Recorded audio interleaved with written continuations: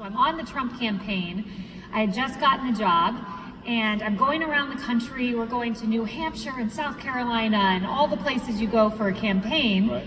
And then all of a sudden COVID-19 hits, and no one expected that, and the world shut down.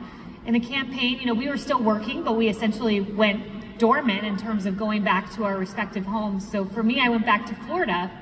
And I'm living in Florida, and I'm riding in the car with my daughter. She was only a few months old. We're in the back seat, and my mom's in the front seat.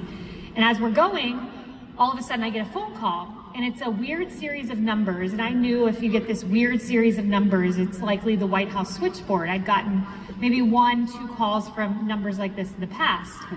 So I decided to pick up the phone. I say, "Mom, I think the president may be calling me." She said, "Well, pick it up." So I put the pink pacifier to my daughter's lips. I pray for the best. And I hear the White House switchboard go, "This is the White House switchboard. We have President Trump here for you. Can you take his call?" Well, of course I'm going to take his call.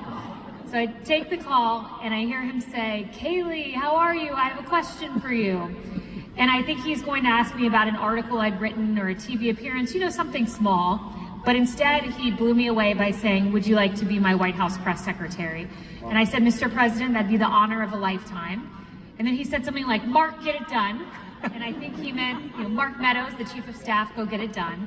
And he got it done. And, I took this incredible journey up the Eastern Corridor. My husband drove me up to DC to take on this enormous responsibility. It was very nerve-wracking. It's a once-in-a-generation pandemic. And here I go to the White House podium.